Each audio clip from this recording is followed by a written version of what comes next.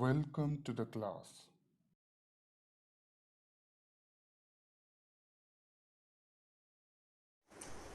So let us start with the structure of standard amino acids. We have 20 standard amino acids and we can classify them on the basis of their R group. We already know the basic structure of amino acid, what looks like this. Now we will discuss about this R group. This R group may be of 20 types till now, and they can be classified into three groups, such as one is non-polar side chain. The next is polar but uncharged. That is, they're polar but the R groups are uncharged. And finally,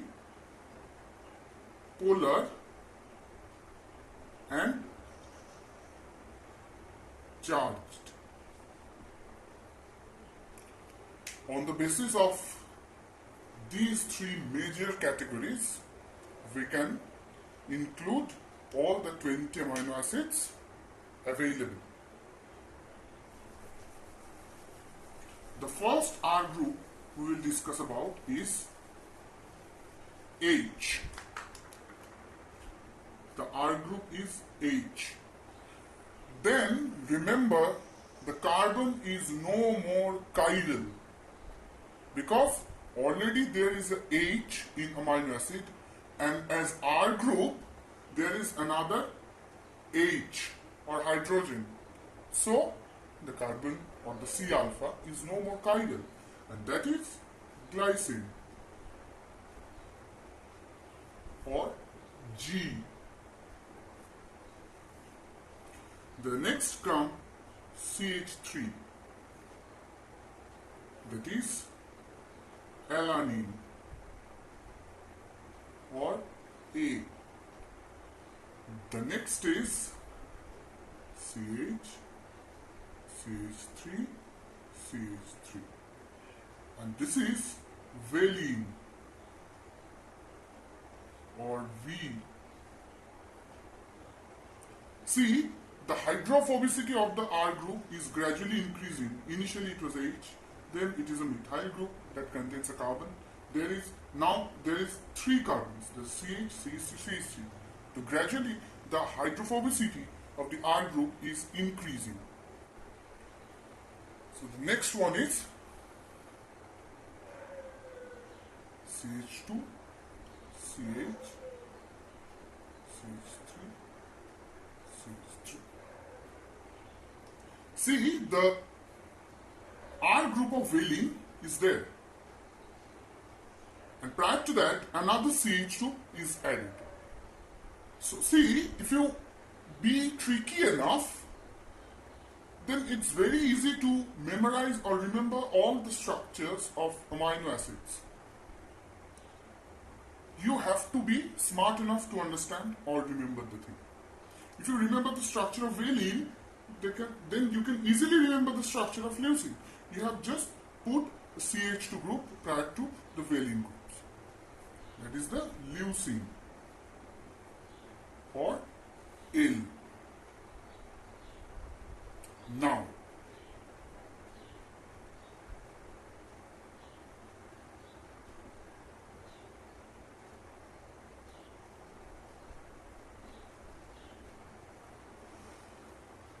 look at these two structures very carefully.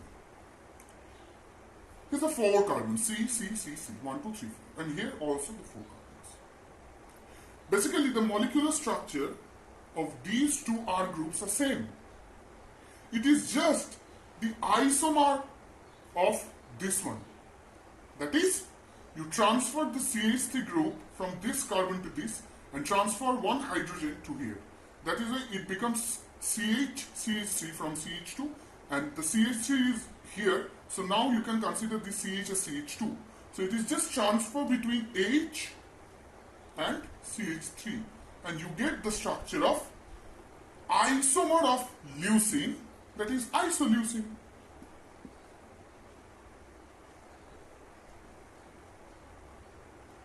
Or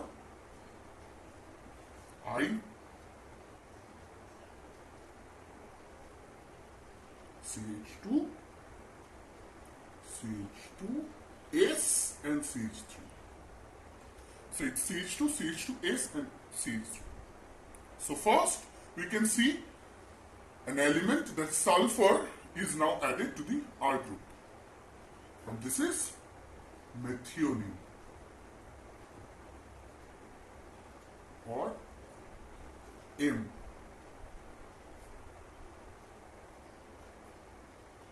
Okay? And you can remember the structure from the name itself. It's methyl, that is methyl. Prior to that, it's thiol. S. So it is the CH2, CH2S, CH3. Easy to remember again. Now we will see an amino acid of which the R group is no more a linear one. Rather, it looks something like this.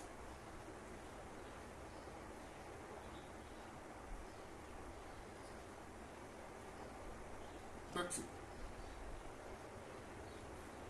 See, if it was CH3, it would have been alanine. And as one hydrogen is replaced with a benzene ring or a phenyl group, then it must be phenylalanine.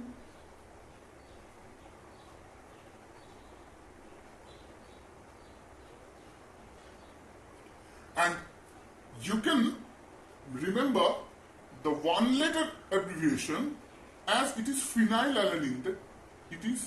It sounds like F, and therefore it is F.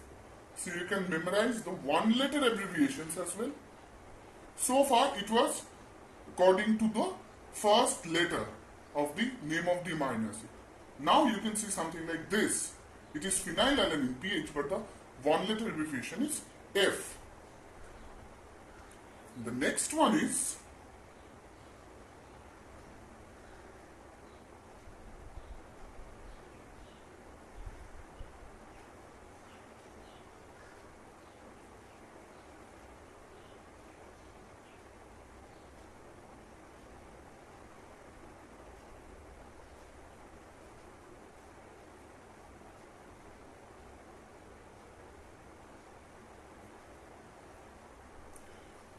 this is actually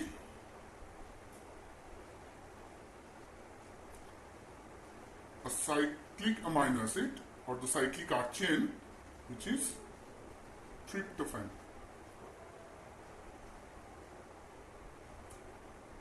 Okay? And the one letter abbreviation is W. Fine. Here you can see a nitrogen is in the side chain or the R chain, and here is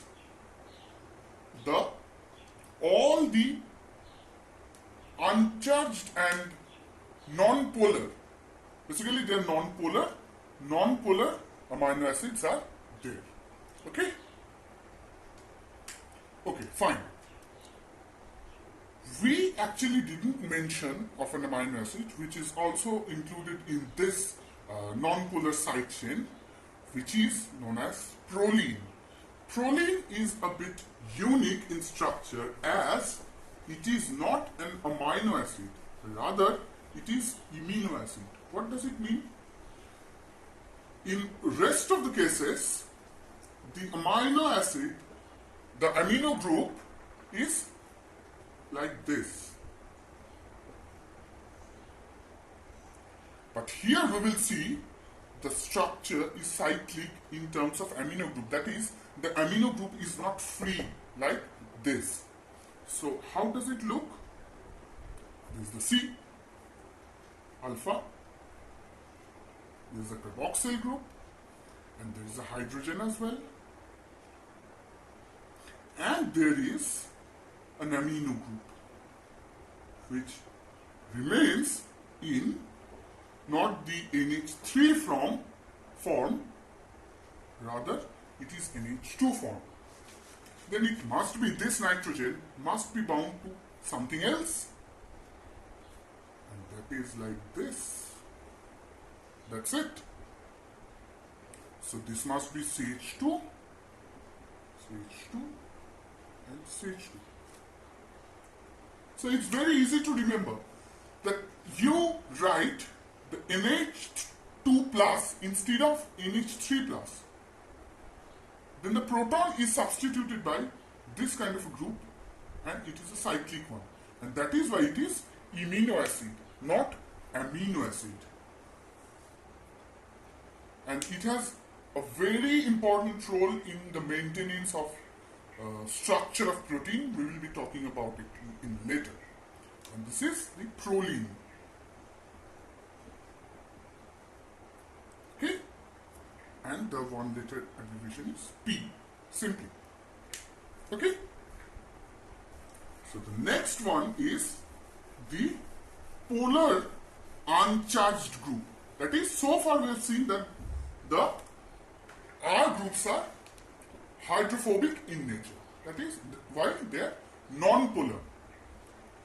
Now we will be talking about the polar side chain, but those are uncharged. The first one starts with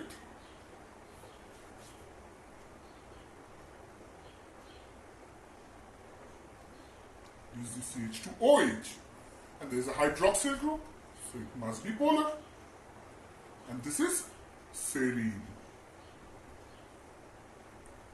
S. Okay.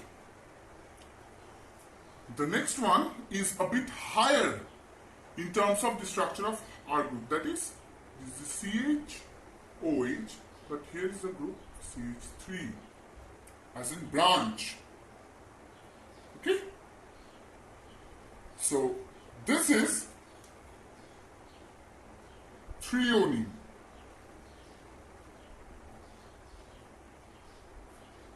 And the one letter abbreviation is T. Okay. Next comes, it is the strange structure that of serine, but instead of O there is sulfur or S.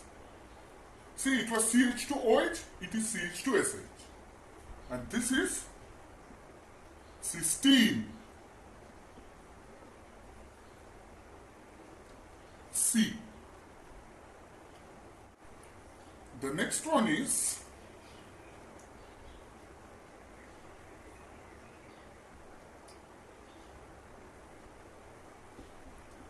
CONH2. This is entirely an important group or part here in the R group, and this one is known as asparagine.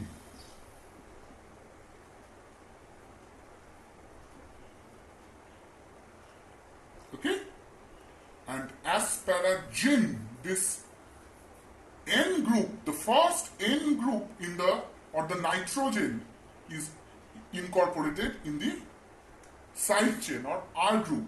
So we emphasize in the N. That is why the first, the one letter abbreviation is N. We can remember this one letter abbreviation in this way.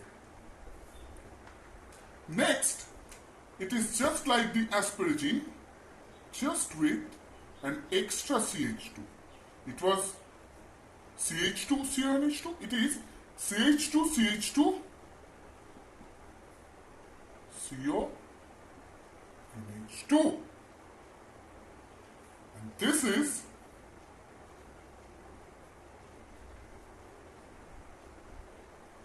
glutamine or Q. Now, how to remember the asparagine and glutamine respectively? That is, this is the structure of glutamine and this is the structure of asparagine. When there is one CH2, it is asparagine. And when there are two CH2 groups, it is glutamine. See, 1 and 2. Here in the alphabet order, A comes first, then G, that is B, A, B, C, D, E, F, G. So G comes much later. So asparagine will consist of one CH2, whereas glutamine must have CH2, CH2. There's a two CH2 groups. This is how we can remember the structures of asparagine and glutamine. And similarly, see, N and Q. N comes first, then Q comes later in the alphabetical order. So asparagine is N, glutamine is Q. Okay? And finally, another cyclic chain in the polar but uncharged group, that is similar to the phenylalanine we have mentioned earlier. It is same as phenylalanine but with another polar group. If it was just a phenyl group, then it would have been non-polar. We have seen it earlier. That is the phenylalanine. But if we add another hydroxyl group or OH group, it becomes polar. And this is why it is tyrosine. So how can you remember? The one letter word or Y, this is a tyrosine. Emphasize on the word Y, tyrosine. Okay? And this is how it becomes Y. Okay, fine. And finally we will move together towards charged polar side chains. What is that? That is, the R group is polar, as we have seen it here. But they are charged as well. That is, either they are protonated or deprotonated. The first one start with CH2, CH2, CH2, CH2, NH3 plus, or simply CH2 whole 4, NH3 plus. Now see, it is easier to remember CH2 whole 4 than CH2, CH2, CH2, CH2. It's simply CH2 whole 4 NH3 plus. And this is lysine. Okay? And it is K. The next one is something like this: CH2, CH2, CH2, or CH2 whole 3 again, as we have said here. Here is an NH, then C, then again there is an NH2. So the two bonds are attached to this NH2 groups. This is a plus charge. Okay? This is the main functional group here, and this is nothing but arginine or arginine, simply as R. CH2,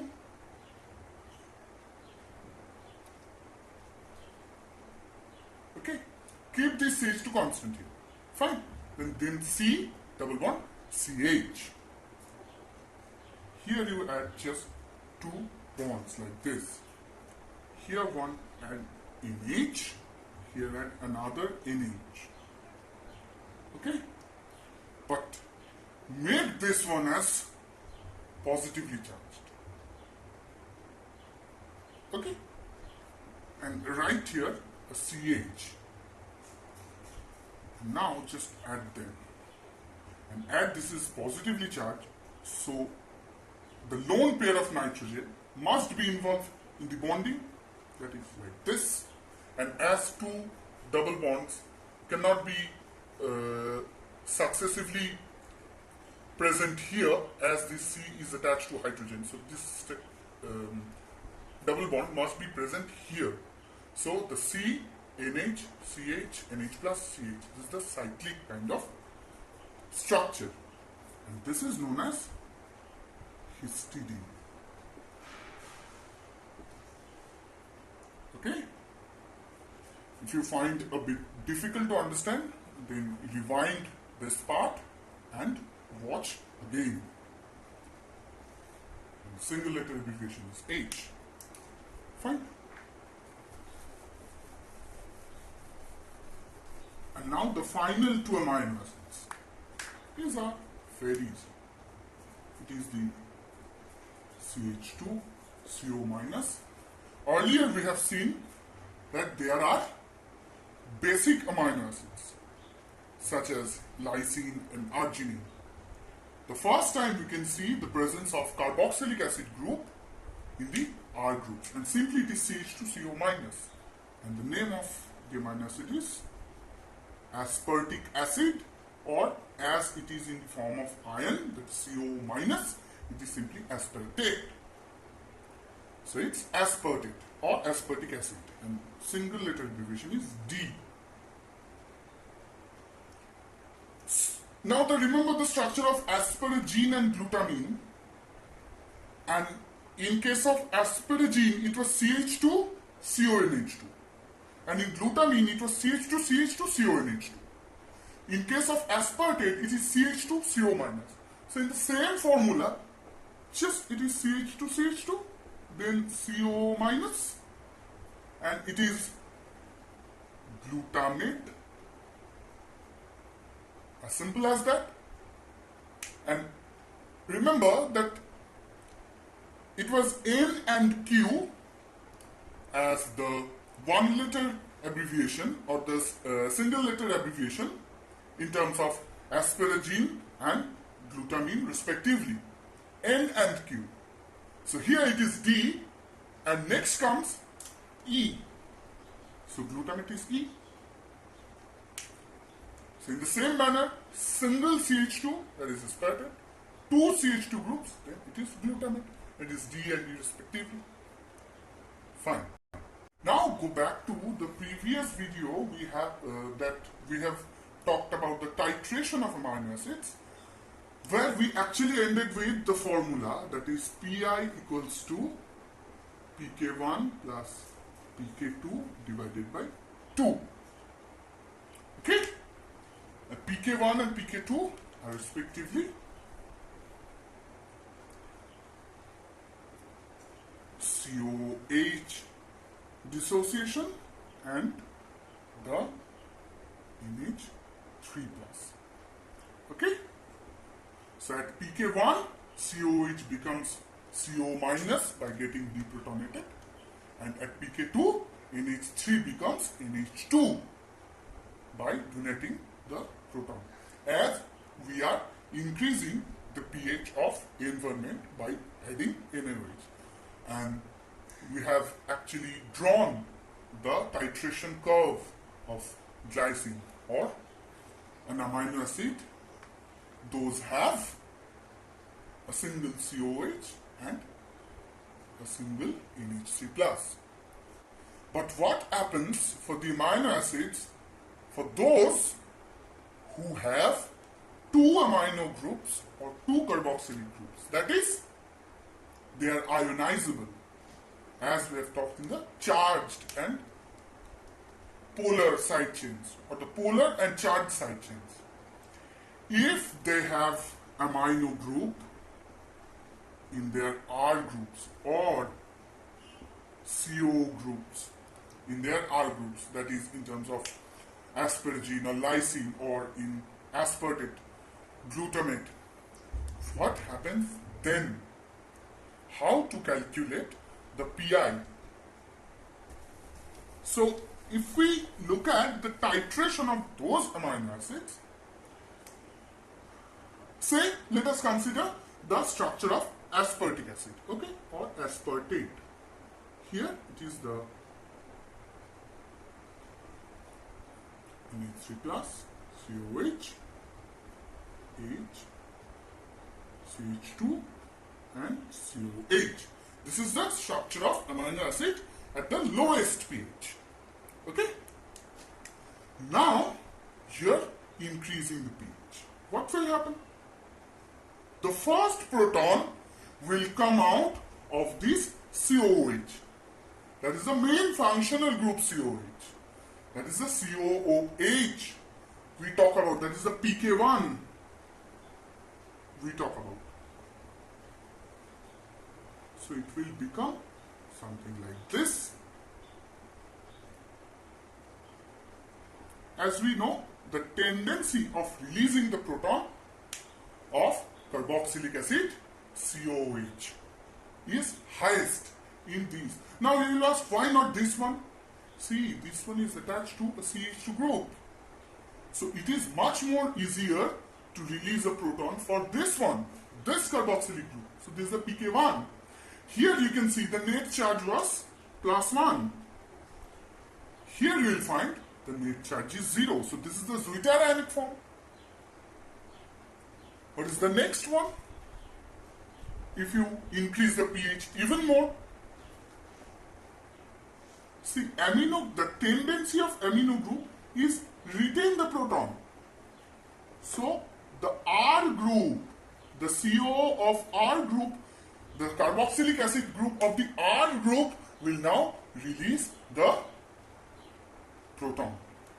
And that is the pKr. Okay? And in the next, it will be finally like this.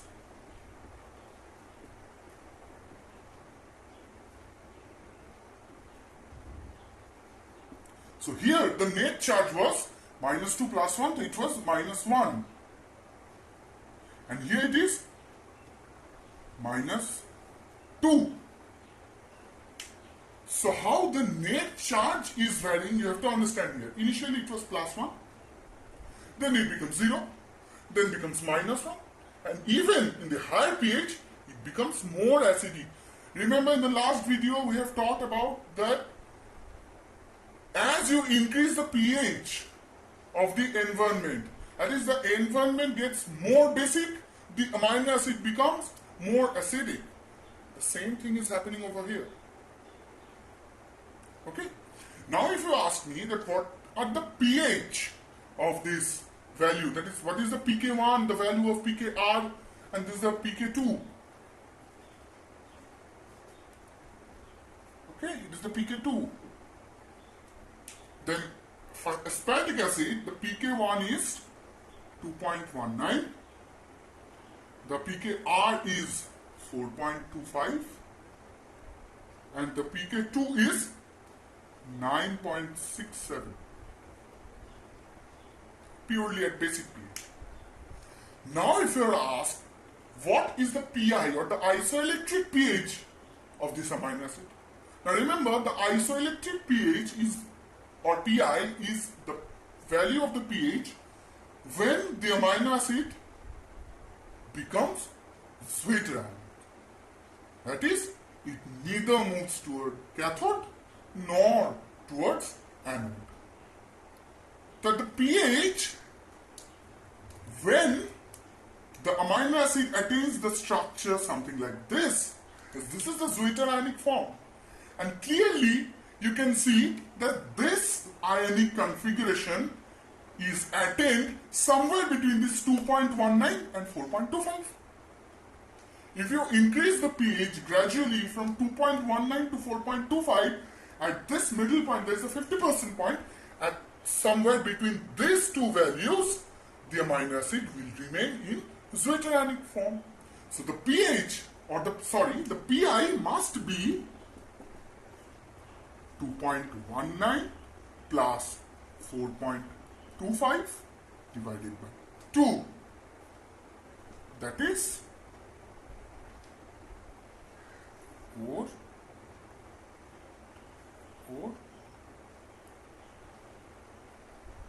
6. So it is the 3.22. So the pi is around 3. Okay? So what will be the ultimate formula here? So the pi is pk1 plus pkr divided by 2. pk1 in terms of, in the cases of acidic amino acid, for acidic amino acid. And in case of basic amino acids, it is pk2. Now ask me why. You do it on your own. Do it on your own, that how the formula changes from pk1 to pk2 for basic amino acids.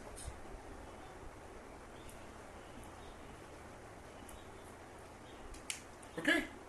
If you pay a visit in our Facebook page, you will find the titration curve of lysine and glutamate over there. Okay? Oh. Given an amino acid having pK values of 2, 3.5 and 9.5, what will be the pi of the amino acid? So easily you can calculate that as the two pK values lie within the acidic region, that the amino acid must be acidic. That is a COH linked to C alpha and COH of R group. So you can just calculate from that. That is 2 plus 3.5 divided by 2. So it's 5.5 divided by 2. 2, 7, something like that.